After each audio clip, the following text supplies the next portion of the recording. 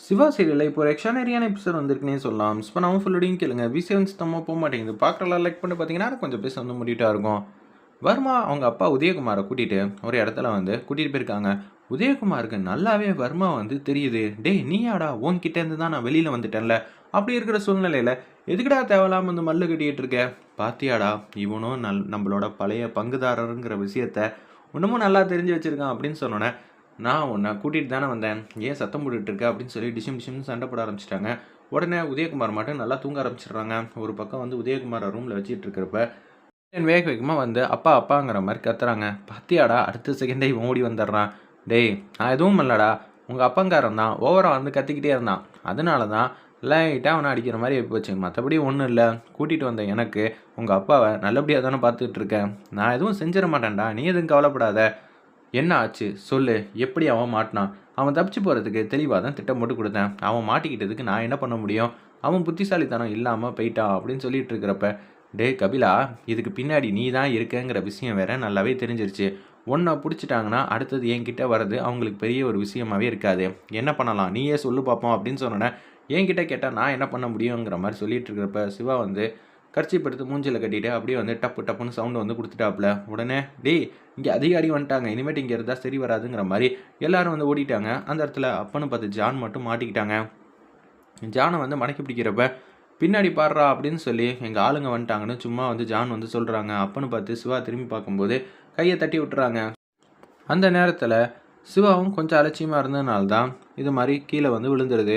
உடனே ஜான் வந்து அடிக்கலான்னு பார்க்குறப்ப, சிவா மாஸா செமையா வந்து டிஷிம் டிஷிம்னு அடிக்கிறாங்க. ஜானால சமாளிக்கவும் முடியல. சிவா முன்னாடி நிக்க கூட வந்து முடியலன்னே சொல்லலாம். "டேய் ஜான் அங்க இருக்கான்டா, வாங்கடா பார்க்கலான்னு" சொல்லிட்டு வர்மாவோட என்டையர் டீமும் கபிலனை தவிர எல்லாரும் ஓடி வந்துடுறாங்க. நம்ம சிவாவை சுத்தி நிக்கிறாங்க. "வசமா வந்து சிக்கிட்டியேடா, உன் கூட ஒரு அதிகாரி இருப்பாளே, அவன் எங்கங்கிற மாரி வர்மா வந்து பேச்சுவார்த்தை வந்து பண்ணிக்கிட்டு இருக்காங்க. "டேய் நான் உன்னமும் அதிகாரி தான்" அப்படின்னு சொல்லிட்டு இருக்கிறப்ப, "பாத்தியாடா எப்படி நிக்கிறான்?" அப்படின்னு சொல்லும்போது, கொஞ்சம் கூட வந்து பயமே இல்லாம நிக்கிறான். "நீங்களும் இருக்கீங்களேடா" அப்படின்னு சொல்லும்போது, "என்ன சுத்தி நின்னுட்டா என்ன செய்ய முடியும் வர்மா? நான் உன்னை சும்மா விட மாட்டேன். என்கிட்ட இருக்கிற தைரியத்தை உன்னால எக்காரணம் கொண்டும் விலைக்கு வாங்கவே முடியாது. பாருடா பாருடா எப்படியெல்லாம் வீரவசனம் வந்து பேசிட்டு இருக்காங்க. தம்பி உன்னை சுத்தி 10 பேர் நிற்கிறாங்க. நீ எத்தனை பேரை நிற்க வச்சாலும் நான் இதே மாதிரி தான்டா திமிரா பேசுவேன். புல்ல இருக்க வைக்கிறியேப்பா, செம்மையா வந்து மாசா வந்து பேசுறியே. டேய் அவன் வேற ஓவரா மாஸ் பண்றான். அவனை ஏதாவது வந்து அடிங்கடா" அப்படின்னு சொல்லும்போது, "இதை கூட நான் சொன்னாதான் செய்வீங்களா? என்னடா அவனை பேச விட்டுட்டு இருக்கீங்கன்னு" சொன்னோன்னே, சிவா வந்து எட்டி எட்டி வந்து உதைக்கிறாங்க. வேட்டியை வந்து மடிச்சு கட்டிட்டு, "பரவாயில்லையே! செம்மையா வந்து சண்டை போடுறான். துளி கூட பயப்பட மாட்டேங்கிறானே!" அப்படின்னு சொல்லிட்டு அந்த இடத்துல சிவா வந்து கீழ தூக்கி போட்டாங்கல்ல, அந்த விஷயத்த வந்து பார்க்குறாங்க. டக்குன்னு வந்து எந்திரிக்கிறாங்க. "ஏன்டா! உனக்கு நான் எப்படியெல்லாம் வந்து சாப்பாடு போட்டெல்லாம் வந்து வளர்த்துருப்பேன். ஆனா நீ அடி வாங்குறதுக்கு தான் இப்படி வந்து உன்ன பத்திரமா வந்து பார்த்துக்கிட்டேனா?" "இல்லண்ணே, அவன் கொஞ்சம் கூட பயப்படாம தைரியமா அடிக்கிறான். வேற என்னடா அவன் பண்ணுவான்? அவன் அதிகாரிடா. அவன் அப்படிதான்டா பண்ணுவான். அதுக்குன்னு அவன பயப்பட நம்ம தான்டா வைக்கணும்." அப்படின்னு சொல்லும்போது, "ச்சே ச்சே! உன்னெல்லாம் நம்புனேன்னு வச்சுக்கயேன் அவ்வளோதான். போடா போடா! நான் ஏதாவது கோவப்படுறதுக்குள்ள இங்கேருந்து போங்கிற" மாரி சொன்னோனே, ஒவ்வொருத்தங்களா பின்னாடி பின்னாடி வர்மாவுக்கு பின்னாடி பின்னாடி பொத்து பொத்துன்னு விழுகுறாங்க. "வர்மா பாத்தியா என்னோட மாஸ் என்னன்னு? நல்லாவே தெரிஞ்சிச்சுப்பா உன்னோட மாஸ் என்னன்னு. நீ சூப்பராவே சண்டை போடுற" அப்படின்னு வர்மா வந்து கை தட்டுறாங்க. உடனே கொஞ்ச நேரத்துக்கு முன்னாடி, "நீ ஒரு விஷயத்த கீழ தவற விட்டியே, அது எங்கப்பா?" அப்படின்னு சொல்லும்போது, "சண்டையில வீரம் இருக்கலாம். ஆனா சாணக்கியத்தனம் இருக்கணும். அது என்கிட்ட நல்லாவே இருக்கு. பாத்தியா அது என்கிட்ட இருக்குங்கிற" மாரி நம்ம சிவா ஆரம்பத்துல சவுண்ட் குடுத்த மாரி, அவரும் சிவாவ பக்கத்துல இருந்துகிட்டு சவுண்ட் வந்து டப்பு டப்புன்னு குடுக்குறாங்க.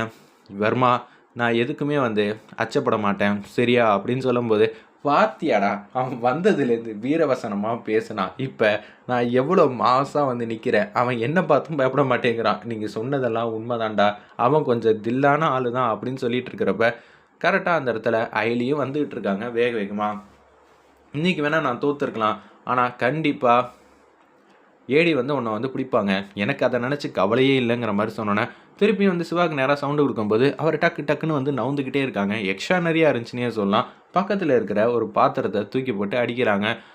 அது கீழே வந்து பொத்துன்னு வந்து விழுந்துருது. அப்பன்னு பார்த்து அந்த பொருள் வந்து நம்ம ஐலிக்கிட்ட வந்து போயிடுது. ஐலி வேகமாக ஓடி வரும்போது ஜம்ப் பண்ணி அப்படியே வந்து எடுத்துட்டாங்க.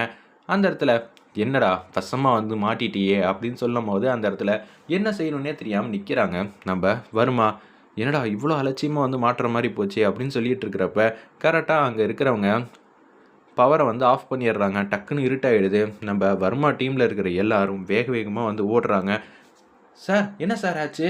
சீனியர் என்ன ஆச்சு சீனியர் அப்படின்னு சொல்லும்போது டக்குன்னு வந்து அந்த பவர் எங்கே ஆன் பண்ணணுங்கிற விஷயம்லாம் டார்ச் லைட் மூலியமாக கண்டுபிடிச்சி ஆன் பண்ணிடுறாங்க. எனக்கு என்ன சொல்கிறதுனே தெரியல.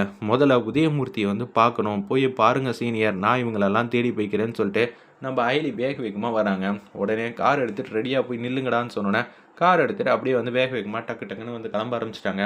நம்ம வர்மா டீமில் இருக்கிற எல்லாரும் கபிலன் வந்து யோசிக்கிறாங்க, அச்சச்சோ இவங்க திருப்பி நம்மளை பிடிச்சிட்டா என்ன பண்ணுறதுன்னு தெரியாமல் அப்படியே வந்து யோசிச்சிட்டே இருக்காங்க. வர்மா எல்லாரும் போயிட்டாங்க, அப்பா இங்கே தானே இருக்காங்க, இவங்க 2 பேரும் கூட்டிகிட்டு வந்துடுவாங்க, எனக்கு ரொம்ப சந்தோஷம் தான், நான் மாட்டக்கூடாதுன்னு சொல்லிட்டு பின்பக்கமாக ஓடுறாங்க.